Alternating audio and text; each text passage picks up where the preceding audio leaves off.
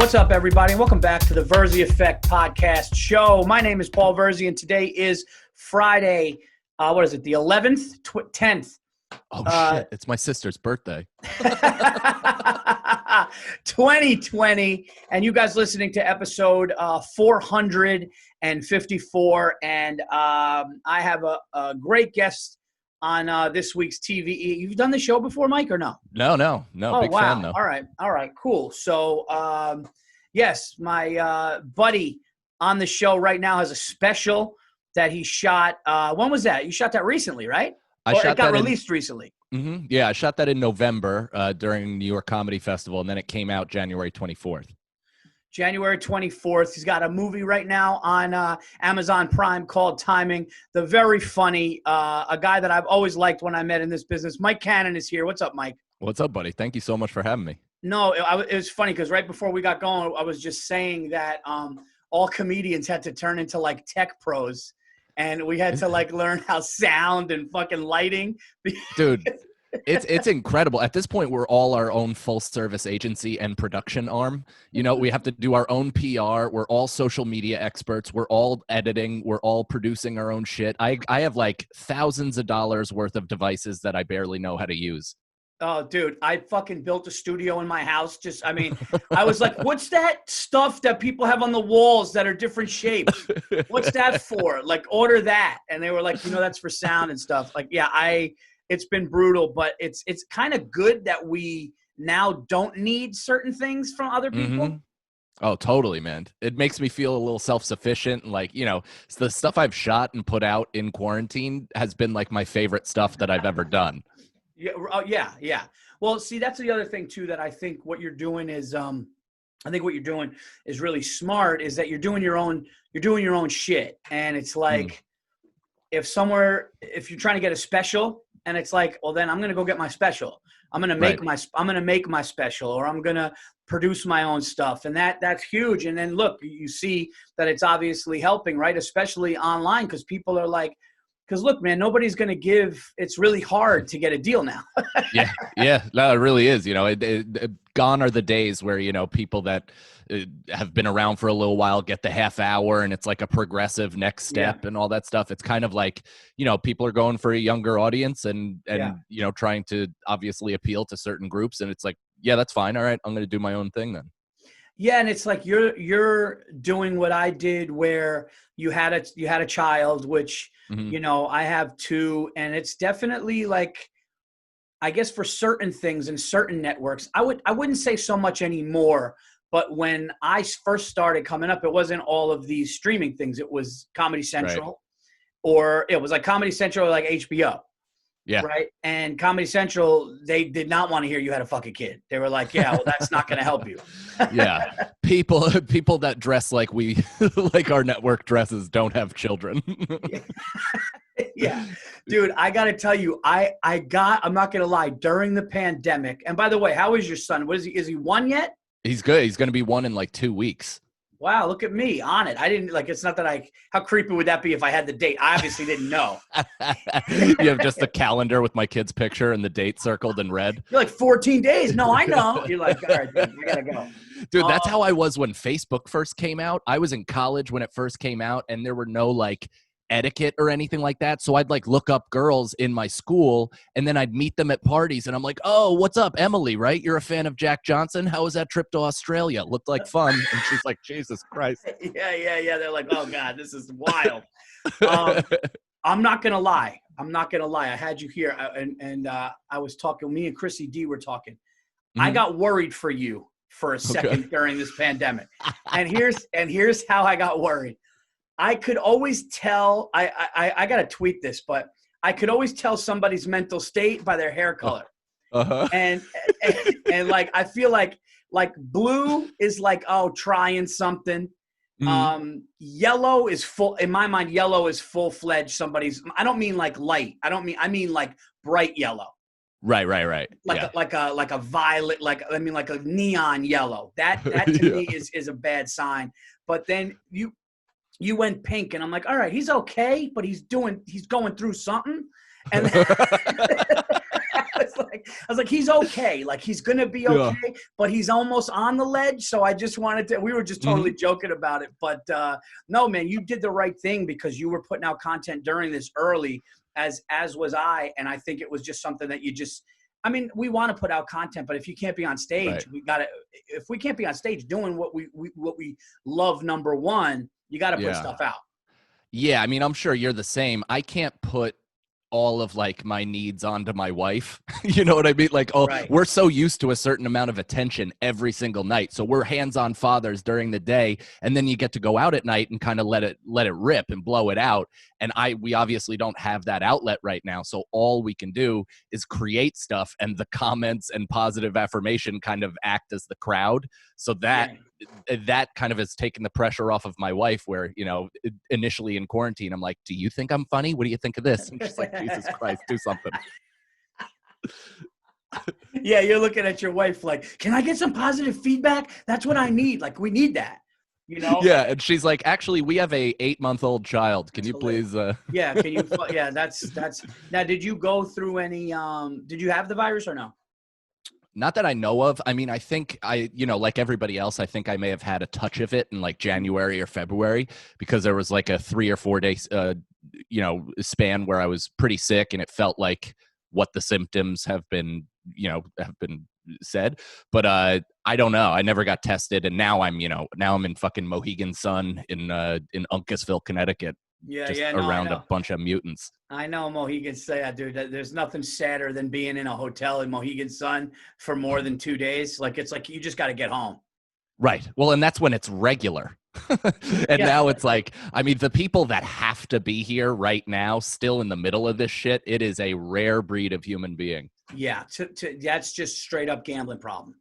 Right. Well, that's the thing, is I was talking about it on stage last night, and I was like, maybe we're looking at entertainment wrong, whereas like, people are shutting down shows and stuff like that. It's not that. It's now entertainment plus gambling. So every time you need to be entertained, you're wagering your health. Right. You have a problem if you're like, there's a chance I'm going on a ventilator, just so I could get back even on the blackjack table. Yeah. I'm going to bet my lungs on black. Yeah. No, man, and nothing is worse. And I don't mind the room. The room is actually not bad, but seeing a mechanical bull on your way to your gig is like, wow, dude, I do something different for a living for sure. Yeah. I mean, and last night's show, it was fun, but Brendan Sagalow is opening for me. He's hilarious. The second he walked out on stage, somebody yelled Trump 2020. Like, so it was contentious. They were heckling. It's like these people have been cooped up for several months, and instead of going out and being like, wow, we should really appreciate a live performance, they were like, let's head out and ruin a live performer's life. Yeah. Yeah, because they're just dying to say something. Like, they've been cooped in, and they no, I love Brendan. That's a great double punch right there, combo right there. That's awesome. Yeah, are people coming out, like, as far as like what are they doing, like half capacity, I should say? I think they're doing less. So they're doing 25%, but I think the room typically seats like over maybe 300 or something. Yeah. So there's like 60, 65 people there last night, and spread out. It felt like the room was full, like it definitely felt like a community vibe, and something that I've been missing this entire time. But there was like patches of people there for the right reason. And then, of course, people still furious that they came for some weird reason. Yeah. I did that room maybe like 6 or 7 months ago, and maybe like 8 months ago. And yeah, I definitely know the room. The room could be great. Like the room could be great. Now, this is your first time back? This is my first time back. Yeah, I mean, I did one of those drive-in shows. I did that Astoria drive-in for Jay Nog, and that was fun, but that was like, it's a totally different ball game. It's almost like a live Zoom show, because you're just still speaking to people through a windshield. So it's like, it's not complete connectivity. You can kind of see them laughing, and that, I guess, adds an element of realism to it, but it was still kind of, surreal and bizarre. I've said no to every one of those fucking things. And after I listen to people tell me the stories and I see the pictures, I'm glad every fucking time that I said no. Oh yeah. You're making the smart choice. It's like, look, I mean, I was fortunate enough to go out to Arizona, and now it's like the #1 place in the world that is Dude. just fucking like 10,000 cases a day. And they did not give a fuck, dude. Like, I was like, you guys do not care out here. And they were like clapping at it. I was getting like mask shamed. I was, dude. They were just they were like, look at this dude. And then all of a sudden now I'm getting texts from people going, hey, you did maybe you were onto something. You know, I told you all the time. I was, what the fuck are you doing here? But it was great to be back up and to feel that again. Yeah. And I'm sure you felt this. I'm sure you felt this last night. I was telling Giannis and I was telling some other comedians, I was like, you're not going to lose the ability to do it. Like, it's like what happens is what happened with me. I don't know if it's the same for you, Mike, but what happened with me was I felt like it was like, all right, let me feel this out. I addressed that I had the virus. I addressed that I went through it. And then I kind of joked about going to Arizona and they had it just to kind of feel where I was at. And then I would say 10, 15 minutes, dude, with the exception of like 2 or 3 rusty moments where I knew that the joke could have been, I should have said this. And that happened like 3 times. Other than that, 2 times maybe, I was back. I was back. And I was telling people, I'm like, dude, we do this for years. And once you just get back doing it, it might be a little rust. Did you find that? Or were you like, oh, fuck, I need a couple shows? No, I found the exact same thing. Where as soon, and you know, like we said, I've had a ton of mic time during quarantine. So it's not like I've gone 4 months without touching a microphone or speaking to people. Like I've done hours and hours of podcasts. So even if they weren't laughing, I could talk for an hour. You know, that doesn't bother me. So I felt like I snapped right back in. A few of the jokes I was like right when I started them, I'm like, I don't know how this goes. But then as I just pushed through, and it's almost like my brain found the words as I was going. Yeah. And did you listen to your set before? I listened to my album before I went on, because I was like, before this, I was working on, you know, brand new shit. You know how it is. You drop something and then you want to develop something really quick. And I was in a great groove. I had 20 new minutes in like 3 months where I was like, okay, we're cooking right now. Yeah. And then I did those, you know, quote unquote 20 new minutes last night, and they were 11 new minutes. Yeah. It was just real quick. And I was like, okay, I got to figure out how to space this out. So everything else was like a best of both of my first, you know, first 2 hours. I did that too. I mean, I'm ready for the new hour. We're shopping. I was ready and we were ready to go with it. And then it was like, okay, this happened. So I was able to listen back of the tour because I've been doing those sets. But I was telling people, I was like, worry more about other things. Worry more about like being safe. Worry more about people buying tickets. Worry about the things you need to worry about. But as far as like, am I going to be able to do? Everyone's like, am I going to be able to do it again? I'm like, yeah, dude, you've been on stage every night for years. You're going to be able to do it again. Right. And you know, it's cliche, but it felt akin to riding a bike. You know what I mean? Like, it's like, it's that same exact feeling where you drop in and it's kind of uncertain, but then as soon as you grab the mic, you're like, oh, this is familiar territory. I don't feel too uncomfortable. It is funny though that some of the expectations from like listeners, like I have podcast fans that come out, and last night the guy was like, great show, dude, I'm coming back tonight, are you switching it up? I'm like, dude, I'm trying not to drown. Like, how dare you? You want me to do it 2 new hours and 2 nights? I mean, the delusion of these fans are like, they think because we do it. So, dude, you're going to write a new hour tomorrow? Just me, about what happened last night, right? The worst is when someone's like, dude, I got something for you. So my wife's, and I'm just like, yeah. Oh man, that never goes well in Long Island. That's how I felt. It, like every time somebody sidled up next to me at the bar and they're like, so this is what you got to do. That joke almost always involves a racial slur. I'm going there this week. Hell yeah. I'm doing Governors outside on the patio, but it's funny. I saw that. That looks fun. Well, the funny thing with me is now my big thing is, Mike, and this is hilarious.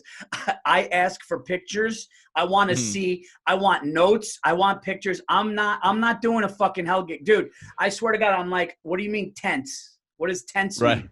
You know? And then they like just sent me a picture of Jessica Kirsten up there. So then I text Jessica, hey, how is it? Oh, it was great. It's great. So I'm like, all right, then I'll definitely like look into that. And then I looked into it. That's smart. And I'm like, I'll do it because it's like, it's a cozy little thing. It's like a 75 seater. It's has a roof. And yeah, so, I mean, like I told my agent and manager, I'll go out and I want to work. Mm-hmm. You know, like we all want to work. It's just, I don't want to get sick again. Yeah. Because I went through it. I just don't want to get sick again. I don't want to get somebody sick. And I want to do it where it feels like what the art should be. Like, that's the other thing. Like, all these people are like, no, man, we're going to figure out a way to do. And I'm like, there's no, you do stand-up comedy fucking right, or you don't do, you know what I mean? There's no way to figure it out. Absolutely. And it's interesting, like Brendan and I were talking because, you know, we've been missing it so much. And I think it's been 4 months since I've done an hour. And I'm like, man, I can't wait. And the show actually went great, but it was so much of what I didn't miss of stand-up that I was like, oh, okay, this could be figured out. Like I could maybe be a little more choosy, especially now where it's so uncertain. You don't know how things are going to respike, especially in our area. Other parts of the country are like discovering this virus for the first time. Like you said, in Arizona, man, I understand why they thought it was a hoax, because it didn't really exist over there until recently. You know, they're seeing New York and they're like, whatever, that's a fucking New York problem. And then as soon as it knocks on their back door, then it's like, of course, okay, now this is an all of us problem, and it's right here. That's exactly right. And like, I have family members that are like, you know, they're not like ignorant and naive to, like, they believe it's real, but they're just like, you know, it's not big. It's not as big. And I'm going, well, that's because you're in fucking Poughkeepsie. You know, that's because you're like, you're somewhere where there's no cases, but like I had friends on fucking in ICU. Yeah. I know a guy, my friend's father died from it. Like, you know, there's comics that have gotten it. I have a buddy who's a rapper out in Vegas, and he's a year older than me, in way better shape. He used to be an MMA fighter, and he got it, kicked it in a week, tests negative, and still his body is ravaged with symptoms. So it doesn't show up on tests, but he gets like all that chest tightening. His body is super achy and weak. His esophagus is super inflamed. And like, you know, he's going to every fucking specialist in Las Vegas, and they're all just like, I don't know, man. Dude, that really scares me that you just said that. I'm not even joking, because like I'm going through shit now. Not like brutal, but like definitely like achy sometimes, and I'm just going like, oh fuck, am I getting older? Like, I'm not really exercising that much because it's hard. I mean, I try to, but like what's scary is like, we don't know the lingering effects of this, you know? Right. Yeah, I mean, that's the funny thing, is when anybody tries to act like an expert about this, I mean, you see what happens when the scientists are actually put to the test, and they're like, you know, they have an opinion one day and then it changes based on new data and all this stuff, and people get frustrated with that, so they deem themselves to be personal experts of the virus, having no science background whatsoever. It's like some fucking mook firefighter just being like, I'll tell you what it really is. And it's like, all right. It's like, dude, you've been serving at Applebee's for fucking 13 years. And it's like, yeah, I was talking to Giannis about that, and I'm going, dude, I don't want this to fuck with my heart later. Like, you know, I don't know, like, but I've definitely had some like weird issues since it. But then I'm like I said, like, if I was working out, would I feel better? Is it, you know, anxiety? Because they say anxiety could happen physically without even knowing it. You have anxiety. Dude, psychosomatic stuff is super real, and I felt like the moment I got to Mohegan Sun, I manifested Corona inside of my body. Yeah, because the brain is, dude, that's real. You're right. Yeah. Like, when I went through my breakdown in 2016 and my depression, my anxiety made me have phantom symptoms that were just really not like the symptom didn't exist, or like the symptom existed because my mind made it. Yeah, that's how insane the human brain is that it can have physical repercussions on your body. Yeah, dude, that's really, really fucking wild. Now, are you, did you go through anything mentally during this? Yeah, I mean, the anxiety, not doing stand-up, and this sound, like, to anybody outside of comedy, it kind of sounds melodramatic, but it's been such a part of mine and your life, and it's personally how I kind of like define myself, for better or for worse. It's how I kind of gauge my self-esteem, or at least has been, and I'm trying to veer off of that, obviously. But like, it felt like I lost a limb, you know? Like, initially I'm like, I don't know how to behave as a human being if I don't have this outlet and this purpose. Yeah, and because what it is the outlet, like you said, that's a great word for it. The outlet, but also what we were always getting better at, right? Always working towards. but what it really gives is almost in a weird way self-worth. It's a self-worth thing where, because you're good at this skill that's really hard. You're good at this skill that people are really afraid of. They don't know how you do it. In your mind, you're like, wow, I've worked so hard to be able to get to a level of like, you know, doing a special, being able to go out and headline an A room across the country.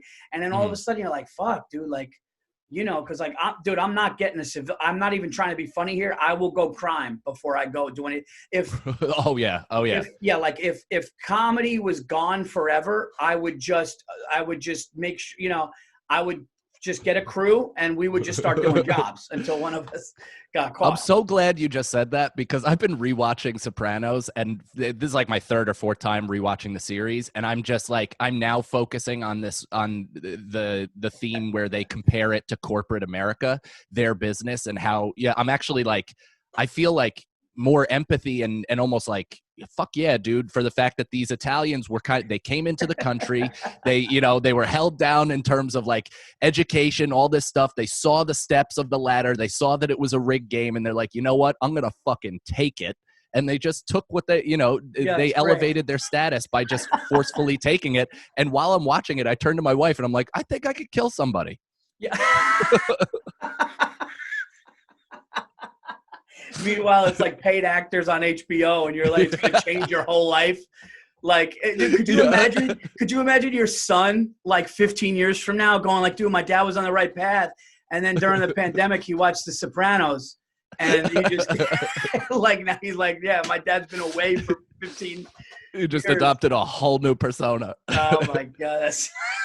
But that's the one good thing. Like, so you have a great setup where your kids are old enough to give you feedback on how you're doing as a father.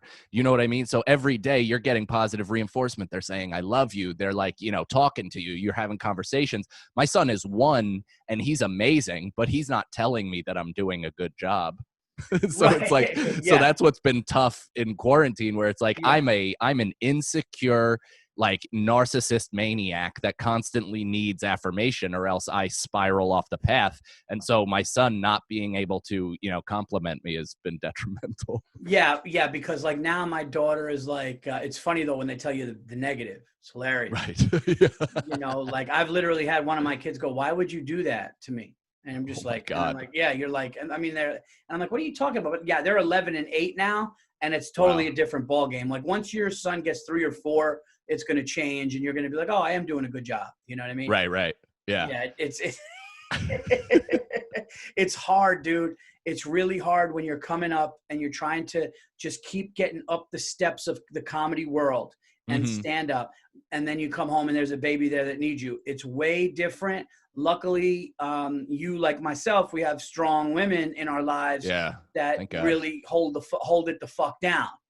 Well, that's been something that I've even grown more appreciative of during this entire thing. It's like, oh, you are for sure the bedrock of this entire thing. It's like, I try to remain the rock, and I try to be as comforting and supportive and all that stuff as possible. But like, the more I look at it, I'm like, oh, that's your position, and I'm your fucking pilot fish. Yeah, dude. Without like, my wife is hands down. God, I hope she doesn't hear this. My wife is hands down like the rock and the glue of our family. Like, she loves and respects what I do, and she's seen me grow from, my early 20s till now. She's seen it. But dude, when it comes to holding shit the fuck down, like with the kids, organization, just make it, dude, we're comics, man. It's like, like we would be a fucking mess without them. I would not even be like a livable human. Like, I know how I was living before I moved in with my wife. I was living in a 1 room in Elmhurst, Queens, where my clean clothes were stacked against the wall and my dirty clothes were right next to it in a pile. It's like, people there was no closets, there was no organization. It was just like a storage facility that I happened to have a bed in. Yeah. Yeah. You were like in like a homeless shelter, except it was just you. Yeah. It was like everybody in the homeless shelter got out, but you were just like, all right, man, good luck. I'm gonna. I'm the last orphan in the homeless shelter. You're like, oh, all right, take care. Um, let's talk about your movie that you did. Mhm. Now you wrote it.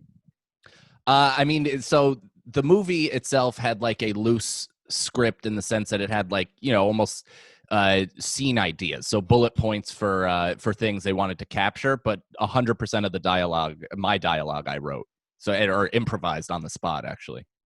Yeah, see, that's cool. I like that. Like that's Mhm. almost like a Curb Your Enthusiasm type of thing, where it's like Totally. we kind of know where the scene's gonna end up and what we Mhm. want, but just kind of go and see what happens. And it's funny. It's like um, I feel like with Judd Apatow too.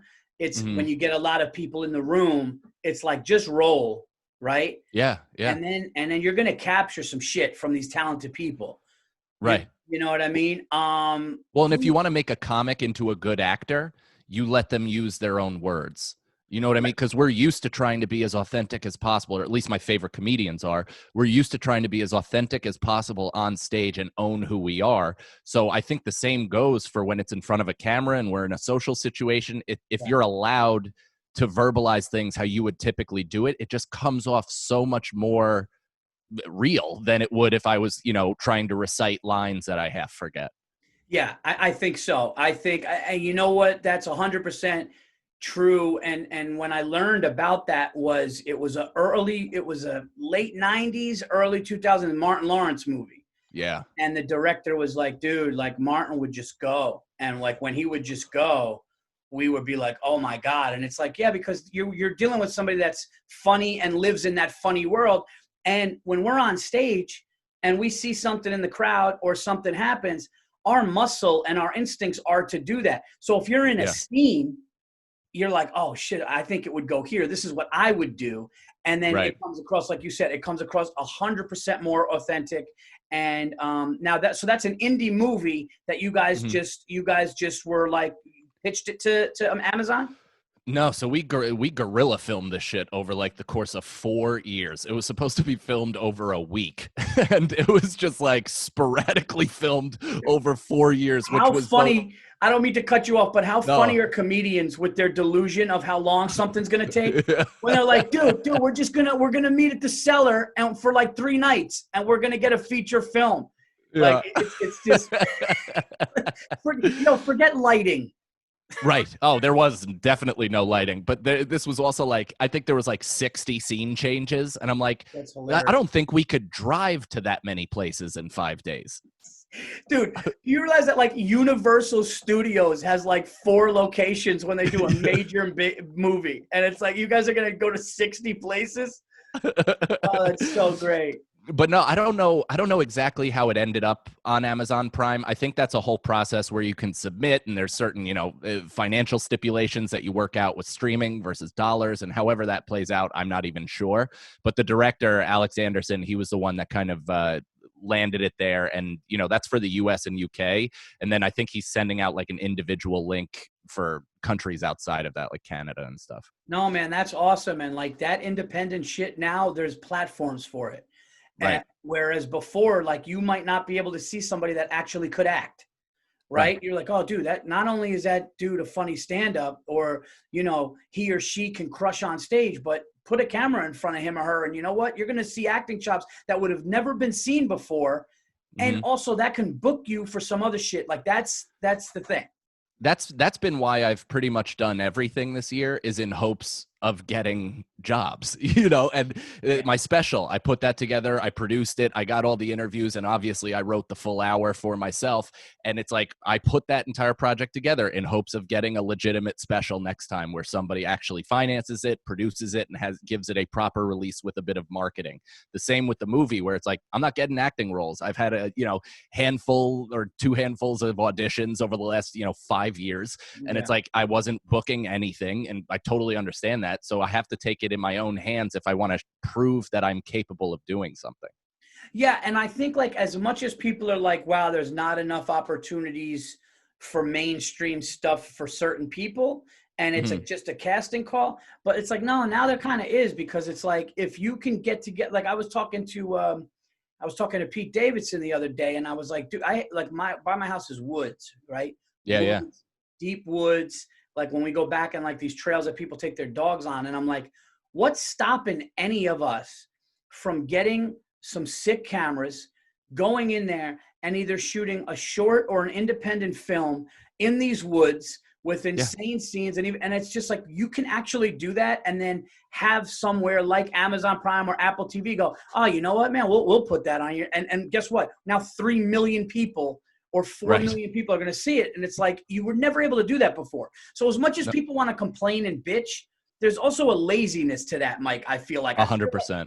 You know what I mean? It's like, no, motherfucker, you don't want to grind. Yes. You don't want to grind, because if you wanted to go grind and you wanted to go do it, you and a couple of friends or you yourself, I mean, listen, dude, look at this shit we have. I mean, this shit is like, we could get like, we can literally get like radio studio quality shit. We can get cameras now. Dude, I just bought so I'm updating, I'm doing a bunch of stuff, about to launch this Patreon, this web series, a bunch of stuff. And what I want to do is get this webcam. So I was asking people and I was talking to people that like really know. And dude, I got this webcam coming in like a couple that's like nuts. And it's like, you can do that. You can just do that now. Like, so yeah, I think that there is part of people's genius of being smart and funny and being able to do what we do also does come a laziness and a procrastination. Yeah, a laziness, and like, even with that, like a low self-esteem where it's like, you can do it and you can put it out, and they're like, yeah, but then I haven't been, verified by the fucking industry. And it's like, who gives a shit? Like, if you want to do so, listen, there's nobody more embarrassed by like earnest effort than than me. You know what I mean? Like, putting out this movie, I felt more wide open than any special, any stand-up set, any even stupid comedy short that I've filmed, because I gave it a real effort. There's emotional scenes in it. There's like, and it's not all comedy. So it's I put myself out there, but it's like, hey man, you got to do that if you have to take the risk, if you want the reward of potential success down the road, Yeah, because one director or one producer sees that and it's like, oh dude, like that guy would be. So when I did, I actually had a really big important scene in King of Staten Island that got cut because they changed the script. After the first cut, they changed the script. And if you notice at the beginning of the movie, when Pete's driving, that scene kind of flipped over. That scene wasn't supposed to be at the beginning. And, they talked to me about it. But what was crazy was two things happened. Like, I remember I was saying this on another podcast, so I don't want to sound redundant, but the day after I shot, I got a call from Bill Burr and he goes, dude, there's a buzz on set about your scene. And then Pete was going, hey man, Judd said, wait till you see the scene. So I was excited about that. Now they flipped the script or whatever. And they were just like, it's too heavy. My scene was too heavy for when they switched things around. Totally fine. But you know what? Judd, nice guy, hit me up like, hey man, you did a fantastic job. Let's be in touch. And then it's like, so you build a relationship with somebody like that because they saw what I can do. So you have this movie out, this independent movie that's on Prime now. Like you said, you had to it was an effort that you were just like, not embarrassed by. I know what you mean though, like putting something out there and putting yourself out there just on an independent thing. I'm telling you now, you will get work from that some way, somehow, somebody, even if it's, let's just say stand up. Let's just say it's like, oh, dude, like that comedian from that movie that I would love to get him. Like, do you think you could get him? And guess what? That's money in your pocket. Exactly. That's also the goal. Yeah. I'd love to do movies or TV or whatever, but it's like all of this, and I'm sure you're the same. I want to fund the stand-up thing. My whole goal going into stand-up is have people buy tickets to see me intentionally. You know what I mean? So hopefully all of these projects can kind of funnel into that. That's, I mean, myself too, like that, and we've talked about this before many times, like stand up is my number one. Like, my next hour that's coming out, everybody knows it's better than my first one. And I'm proud of my first one. And it's just like, let's get it out. Let's get it out. Yeah. Let's get people to see that. And then, yeah, if you want me for a part, I'd love to act. Right. But I was talking to also super, sorry to cut you off. That's super cool of Judd to reach out to you and like give you an explanation and talk to you and say good things, because he didn't have to do that. There's a lot of directors out there that would not take the time Dude, I was standing in that tunnel at New York Comedy Club before, the little walk-up ramp before I'm going on, and my phone buzzed, and it was Judd, and he was and it was long, and it was really nice, dude, and I knew that I had nailed it, and like my manager was there behind the camera with Judd watching, and he's known Judd for 30 years, and him and Ray Romano and Judd did something. So like these guys have been behind the camera, and when they were all telling me what I did, and I felt what I did. Like I felt like when I left a stand-up killing. So the fact that Judd kind of reiterated that to me, even though the scene wasn't going to air because they changed the script, and it was like a really nice, like you said, a really, really nice thing that he did that. But like, yeah, I want to do it on my terms. I want stand up first, always. Yeah. And I was talking to this comedian. I was actually talking to a big comedian in LA. I don't want to mention the name here because I didn't clear that up yet, but I don't want to say, hey, I'm going to be talking about you on my podcast. But right. And they told me, they were like, LA comics, a lot of LA comics, it just, and this is just coming from them, so I don't want to say that this is what it is, but sure, like they do it to get acting. Right. They do it to get on a show or to act, where I feel like from the people that I've talked to in New York, now I'm sure there's LA comics that want to stand up as first too. I'm sure. Yeah, there's totally. Too many of us to not have that. But I feel like in New York, there's this thing of like, I just want to, because I just want to get better at this. I've watched it here. I've seen it elevate here. I've seen the Cellar on a Saturday night. I've seen the Stand on a Saturday. All of these like amazing rooms, New York, all these rooms that are just like Friday, Saturday, New York City packed, and you get on stage and you tear that fucking room down. That feeling, dude, like that for me, telling a joke, something that I thought of, laying in bed in the morning, and I'm like, that's funny. And then 300 people verify it at a nightclub at 11:30 at night in New York City. It's like, dude, for me, that's great. And then I would do acting, because I will tell you this, I was petrified of acting, Mike. Petrified, dude. Like, no kidding. Oh, dude. I mean, like, I remember I went to this class. It was Joanna Bexton. Do you know who she is? I've heard that name. All right. Yeah. So what I was saying was like, acting to me was really scary, dude. Like, a buddy of mine got me into that Joanna Bexton sitcom. Hold on, let me just try to. Yeah, that sitcom acting class, dude. And I would have to read a monologue. Like, you had to work everybody in the class got like, you had to like work, like you read a monologue, you would do a scene. And dude, I went with anxiety. I'd have full-fledged panic attacks, anxiety. And what I was saying to you was like, I would rather do an impromptu set where the Giants play right now, 15 minutes, just have to go there in front of 60,000. I'd feel than if I was like, you're going to read a monologue with some actress who's fucking been on like a million Law and Orders, and like her life is being on TV shows. And I got to be and that actually that's a nerve-wracking situation. I mean, it's kind of like being mediocre at golf and going a few times a year and then playing in a tour event. Yes, it was yeah. That's a great way. I remember when I toured Canada with Burr, he made me buy hockey skates, and he goes, yeah, we're just going to skate around this rink. I got into a full-fledged game with guys that played semi-pro, and like I fell on my head, dude. It was almost like they were pranking me. They were like, is he really going to, it was like a reality show. And like, but when you do something like that, that actually put a bad taste in my mouth about acting. Because, oh, really? Because it was like, I'm reading this monologue in front of all these actors who are also, it was like being at an open mic for acting. And I don't think that you get I would rather, and I know it's a little crazy, but I'd rather be on set with a Judd Apatow and have him go, hey man, those lines, like try it this way. But I know it's like me and the person that's trying to get something. So I feel like going to an acting class first, like I heard like Ray Romano and Chappelle, when they got on shows, they would get a coach after they got on the show. Like they would get the show and they would either shoot, or like right before they shot a pilot, they would already have been coached. But it was like a one-on-one thing. So it's almost like you made a good point about golf. Let's just say this, okay? Because I play golf. So let's say that you had to you were like, you're going to go and you're going to like, you have to get over the water, right? Right. You have to get over, like, you have to hit like 150 clear over water. And I would much rather do that with a personal coach. Right. Than have like a gallery of wannabe golfers standing behind me. You know what I mean? Like, I got all these wannabe golfers that are like standing there waiting for their turn. And it's like, so. Well, and there's also, there's freedom in having the job. You know what I mean? Like, so you already have the job. You're like moderately secure and affirmed in that space, and then they're willing to work with you. That for me loosens me up a little bit, where it's like, all right, I'm not like fighting for my life here. I'm fighting to do something good.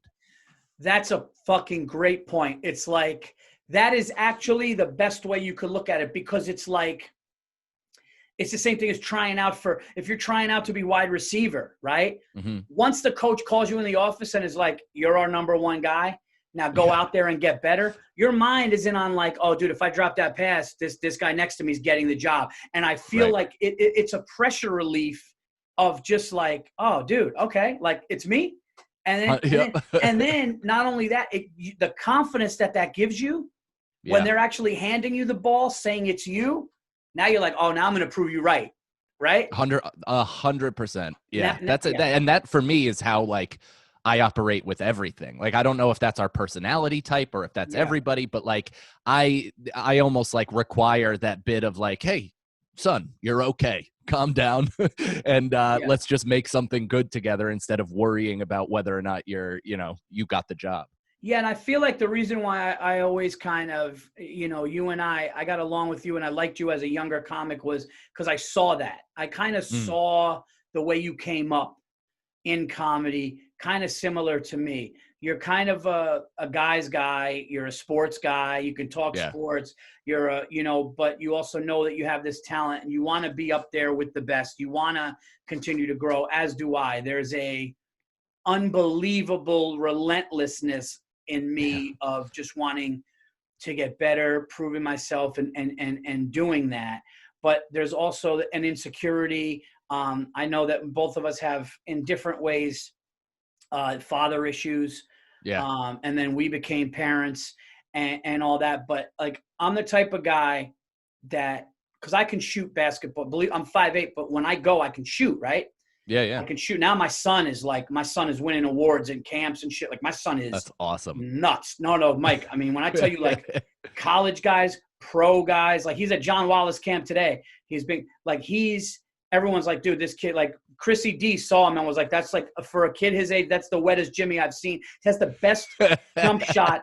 He's got the best jump shot in the school. Like, it's nuts, right? Oh, that's awesome. And I literally always joke because I was the small white guy in the corner and I learned to knock it down. But it's the same thing that we're talking about. When I hit my first shot or my second shot, I'm like, give me the ball. And when people are like, yo, D him up because he's going to score, I'm going to score. But when I go in insecure, when I went on the court with guys that I knew played more and were better than me, and I knew that I can shoot, but now you missed the first two, and now you're like, not only am I not doing good, everyone here thinks I suck, right? And your confidence goes down. It is the same with comedy, and it is the same with acting. If you walked on a set, imagine Pacino just showing up. Right? Like Pacino just shows up and he knows everyone's like, dude, I'm working with this guy. He's like, the script to him is a joke. Right. It's a joke. It's like, yeah, okay, I'm going to fuck it. I know the line. I'm just going to do and everyone's like, it's Al Pacino because his confidence is there. And when we could get there with stand-up, I'm sure there's nights of stand-up where you felt like that. There's nights of stand-up where I felt like that, where it's like, dude, I'm here to close. Let's have a good time. And it's funny you compared it to basketball because I think stand-up, and I played basketball my whole life, played 2 years of junior college. I equate it to basketball, and it's the hot streak. It's getting into the zone. It's hitting those shots. And as soon as you hit that, I've felt there are nights where I feel like Jordan in the first half against the Blazers, just, it palms up to the sky. Like, I don't know what the fuck is going on, but I am in the zone. Anything that I say, I'm just speaking in coherent sentences. Everything is streamlined. Everything is going the right way. And you feel that similar thing. And it's because your confidence got affirmed immediately. Yeah. And what happens is now that the crowd knows, wow, he stopped his act and just did that. Right. Like he stopped his act and just did that. Now I know this is the dude. And now I'm just going to sit back, relax with my drink and let him go. And as a comic, we feel that. So I feel like I'm a good open micer with acting. But I feel like when my confidence can get up there, I feel like I can act and do well. And I've kind of been told that by people that act, which is good, but I can't do it. Like my life would never be like waiting in a waiting room to do auditions every day. Like that that's just not, and I'm not shitting on people that do that. That just can't be me. That's a different personality trait. Like we're also different in the sense that we're our own writers. So we feel very passionately about speaking our own words. Yeah. I can't imagine my entire life hinging on somebody else's text and me trying to bring that to life. It just doesn't, I don't know, it doesn't compute entirely. But when somebody gives us the outline and the freedom to do what we do within their, structure, I mean, there's nothing better. I think, what's crazy is like, we're talking about confidence. I should name this episode Confidence because it's like, imagine being a boxer in '87 and you're already in the ring and Tyson's coming. It's almost like, he knew that the probability and chances of knocking you out, and you knew the chances of getting knocked out. Because all those guys that went against him, I'm sure half of them were like, dude, this guy hits like a fucking tree trunk. Right. And you're just going, but like going in like that. And I do think, I know the Buster Douglas thing, he was sick, and I know he didn't take it seriously.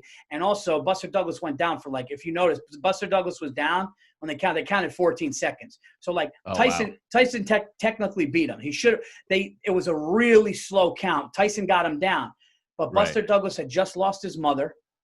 And Buster Douglas went in like, I'm already expected to lose, and I'm fighting for my mom who just died. It's like, it's all about where you are here, dude. It really, like, it sounds so corny. It sounds so cliche. But when you walk in the room as the motherfucker compared to, like, hoping to be the motherfucker, it's two different. You remember where you were 5 years into comedy, probably going into a room nervous. Totally. Yeah. Right? I mean, even as of 2 or 3 years ago, I still felt that. I felt, I've had to affirm myself because I haven't gotten, network help or anything like that. So I've gotten, I've gotten respect from people that I respect, which has certainly helped my confidence. I've gotten, The Cellar has certainly helped my confidence. Putting out my own special has helped my confidence. All of that stuff. Because to bring it back to Tyson, even, you see some guys in some of those fights and they get like nicked in the chin and they're down forever. So it's almost like their headspace just takes them out of it. Like they can't even fight against the intimidation. And then other guys you see, they take that one punch and they're like, oh, that was a punch. All right, let's fucking mix it up now. Yeah. You could see the fight. Yeah, I totally get that. I saw you. I remember seeing you one time at New York Comedy Club, maybe this is probably 4 years ago. And I was like, oh, Mike turned a corner. Because you could, we've been in the game, and it's like, oh, Mike turned a corner. Then I saw you at the Cellar, and I was like, oh, he's found his voice. And it's like, that's the thing. It's like when you really are just like, I'm just going to do what I do and be me and be comfortable with it. Used to be afraid. Funny thing about comedy is used to be afraid about who's in the room. Yeah. And then you get to a point where you're like, you want everybody in the room. Right. My big fear used to always be, this is actually a crazy story. My big fear used to always be if Chris Rock or Chappelle would walk in when I was on stage. Eddie Murphy, I wouldn't even be able to talk still.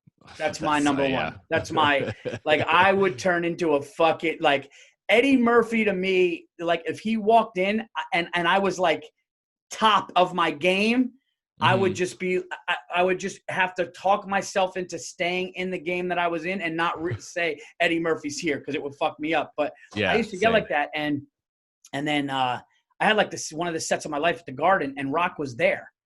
And and he saw it, and it was weird because I didn't acknowledge him. I went up to Bill while he was talking to Bill, and I said, great job, because they were talking. So I didn't want to, I wasn't doing it to be a dick. Right. I just was like, Bill, great job. Meanwhile, he's talking to like a legendary comic, but it would have been weird to be like, oh, Bill, great job. Congratulations. Oh, hey, Chris, I'm a big fan. Like, I didn't want to do that. You know what I mean? Sure. But I found out that he had said I killed I was in another room and someone's dude, Chris Rock just said killed or whatever, that guy killed or whatever. But then we were walking in the hallway and literally like around the garden. And at one weird moment, it was me and Chris Rock after I had done what I just did. And like, he looked and I knew that he recognized, I knew that it was me. And obviously he knows that I know who he is. So It was like this. And I'm just going like, come on, man, just say it, motherfucker. Just fucking say it, because we know what just happened. And he kind of just looked and he just kept walking. And I was like, and my stupid mind, I'm like, man, I should have said hi to him when I was talking. Like that wouldn't matter. Like I was I was like, if I would have said, hey man, big fan, then he would have, said good set or whatever. But like, yeah, you get to a point confidence wise where you don't care who's there. You just know what you're going to do, 100%. That didn't start happening to me until, to be honest, till recently. Like when I started to really, after the special came out, then during the second special, comics that I really respected would go, oh man, that's some new special shit, right? And I was like, yeah, and they recognized it and you feel good. But coming up, it's really scary. Let me ask you this question.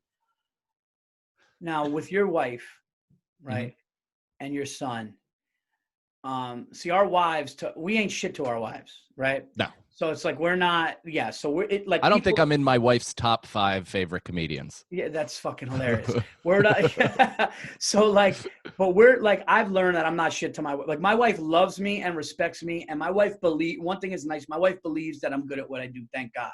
Mm-hmm. But like, it's like, take the garbage out. You fuck you. Like she'll still divorce me. Yeah. Over normal divorce shit, just because. Does that make sense? That makes total sense. Yeah, it's almost like but like I just killed the stress factor. Like, like I don't give a fuck.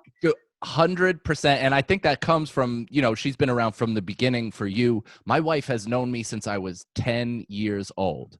You know what I mean? So there is absolutely no mystery. She knows who I was as a boy.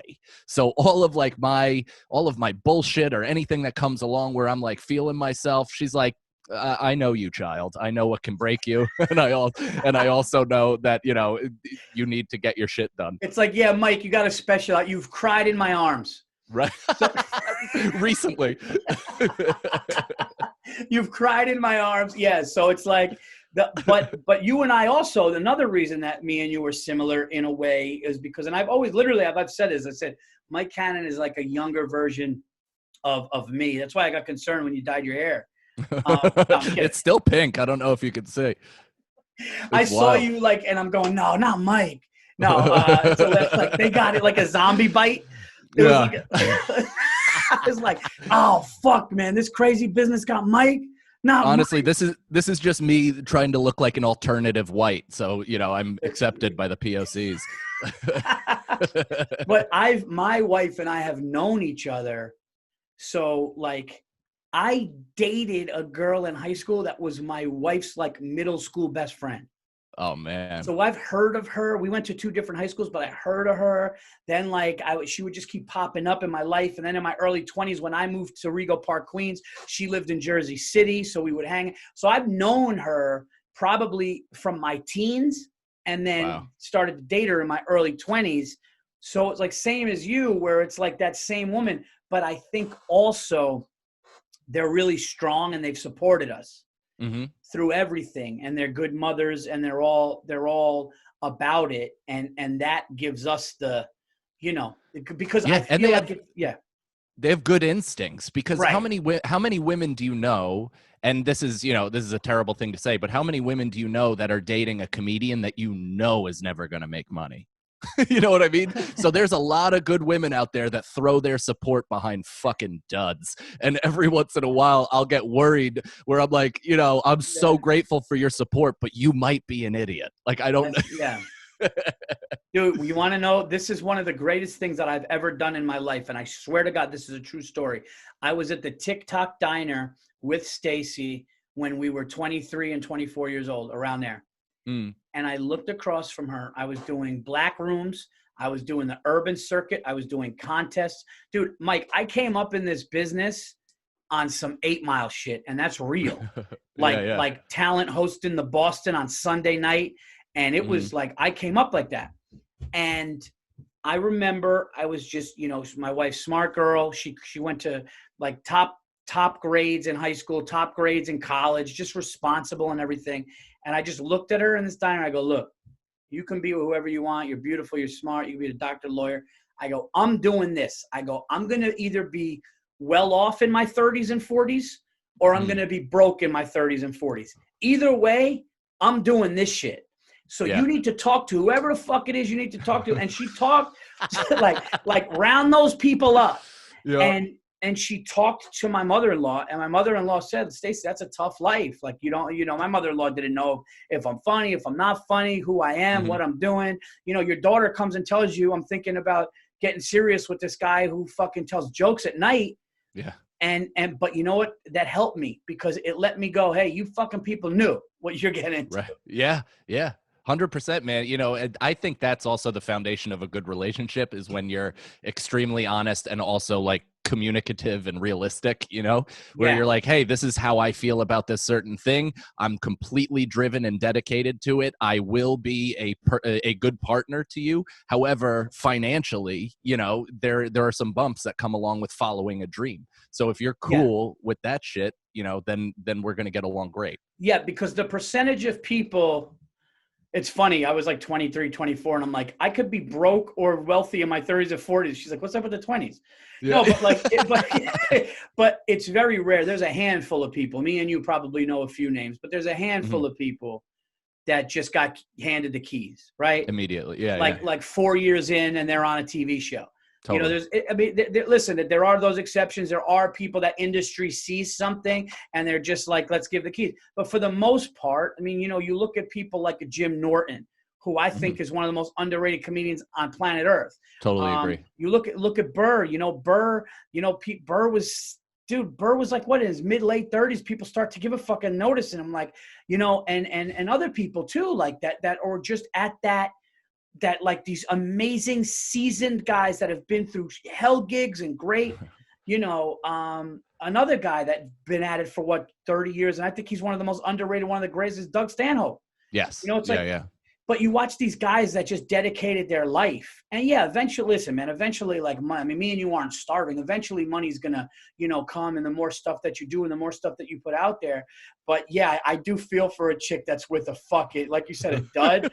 Like just like she's like, you're still doing that Wednesday produced show? Like you guys started that in 2008. It's like.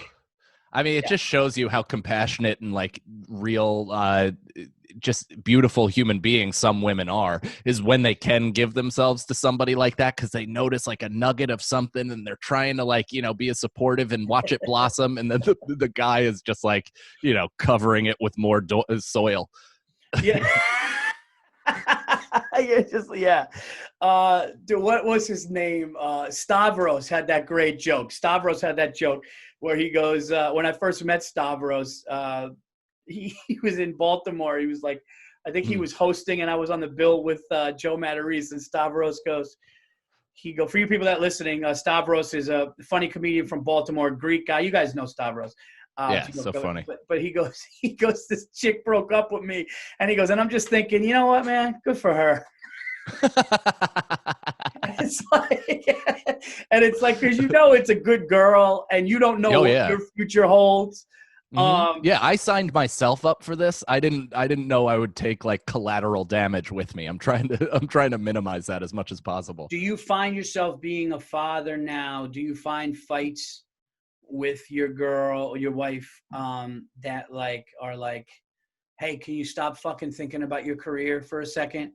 Like, can you? Not thinking about my career. I think more, especially in quarantine, as I've been, locked on the phone because everything is now on the phone. The audience is there, the content is there, all that stuff. So even after I'm done posting, I'll sometimes get locked in that headspace of being obsessive about the response. So I'm constantly checking and stuff like that. And she's like, listen, I'm all here and supportive of you putting out and doing whatever you need to do. But after all is said and done, you got to fucking leave it alone. Not only for me, but for your own mental health. And she's right. Yeah. We're constantly, because we're in a time now where, since it is like back in the day, it was like you had a good manager, a good agent, and You either get the gig or you don't, Right. and you have stuff lined up. Now it's like, how are all my social medias okay? All right, good. All my social medias good. So let me go down that list. All right, how, you know, I put a movie out. How's that going? Okay, how many hits does my special have? And it's crazy. But this pandemic is going to ultimately be good for everybody. That it's supposed to, like, dude, like what's happened to my special during this? It's like people think it's a 2020 special. And I'm like, oh, wow. I'm about to put the next one out, but it was because the online thing. And what happened with TikTok, one of the jokes exploded, and then another joke, and all of a sudden I'm like, people are like, oh man, I didn't know you did one in 2020. I'm like, I didn't. I did it at the end of 18. So this thing is a year and a half.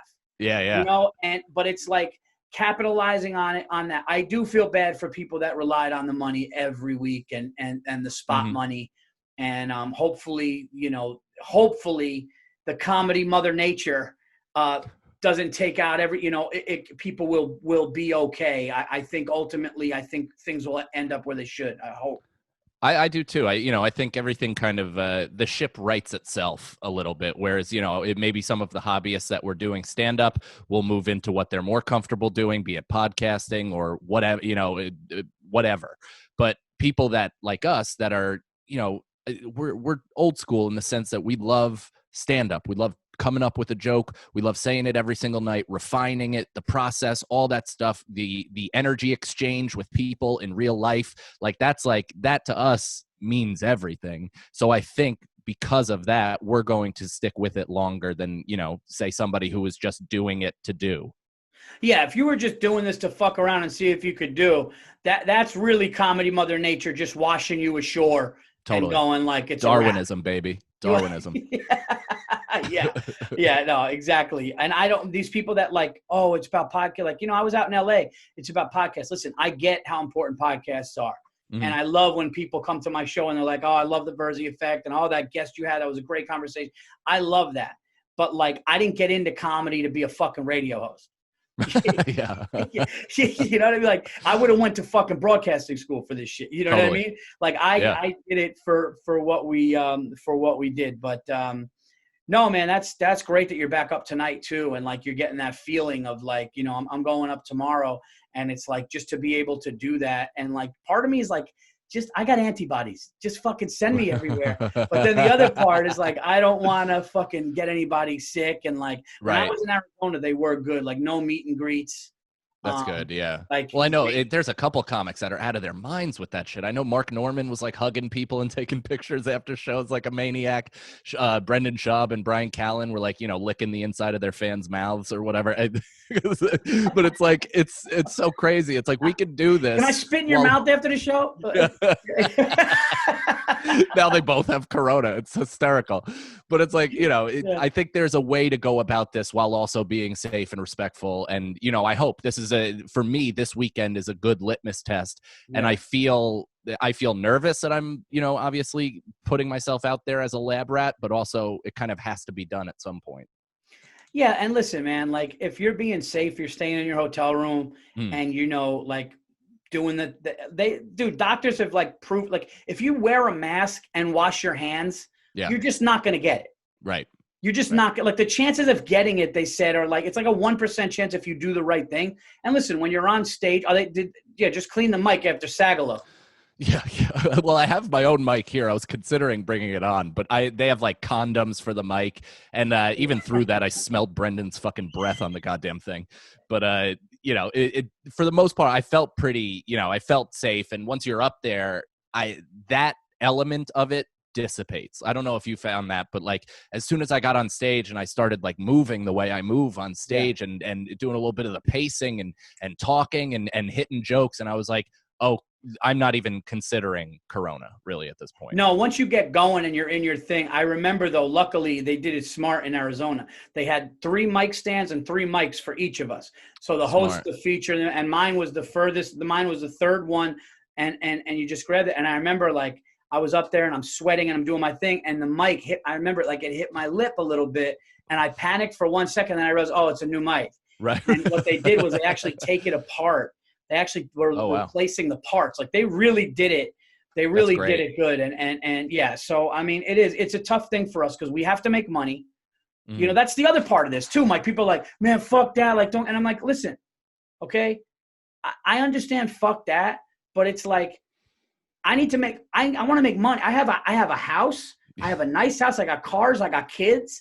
Like, I do have to make, so yes, I do want to be safe. I wear a mask, but to tell me like, hey, this club wants to be safe and I'm going to make some money. It's like, there's a lot of single motherfuckers that live with 3 roommates that are telling me not to go out on the road, and it's like, dude, that's beat it. Fucking hilarious. You know what I mean? It's like, just because unemployment covers your whole nut and then some, and is probably more money than you've seen ever, doesn't mean that it's doing the same for me. I have a fucking 1-year-old and a wife. I gotta figure this out. It's not my fault that $600 check is taking care of that Corolla payment. And you're fucking renting Astoria with 16 people. Yeah, it's like I got fucking real bills here, Dick. You know, That's exactly right. No, dude, man, thank you so much for doing this. What we're gonna put this out today. Put some clips awesome. out. What do you got? You got obviously tomorrow, right? Yeah, so I'm doing tomorrow Comics Mohegan Sun, 2 shows. That's the 11th of July, and the special, if you're at home and you're looking for new shit to watch, my special is on YouTube. It's called Life Begins, Mike Canon comedy on YouTube. And then I got the movie, if you have Amazon Prime, it's called Timing. If you do not have Amazon Prime, there are screeners available, so just DM me or hit me up on Twitter or Instagram at I am Mike Canon. Nice. Yeah, man, that's awesome, dude. Check out Mike. Mike is hilarious, and he's doing it the right way. He's working hard, and I'm glad we got to speak during this pandemic, because I was concerned for a minute. Like, not Mike, man. That's like, that's great. Oh, Chris sent me so many text messages just being like, "You good, dude? you okay?" That's so. No, you know, last thing, and then we'll go. But dude, you see some shit right now. You're like, oh, dude, he's having a hard time, or she's Like, this is showing, like, people are showing some fucking colors here, dude. Yeah. Not many people are proofreading their thoughts. No. Yo, dude, watching, like, our peers, like, have meltdowns without knowing it's a meltdown, you're just like, all right, dude, can somebody book this guy? Like, it's almost like it's a cry to your fucking agent. Like, look what's happening to him. Just put him up somewhere. That's so funny. Dude, it's wild. But thanks so much, man. Good luck with everything. And, I appreciate it. And of course, your boy and your wife, all the best. And I'm sure I'll see you soon. Same to you. Man. Yes, sir. Tell your family I said hi. Later, brother. All right, bro.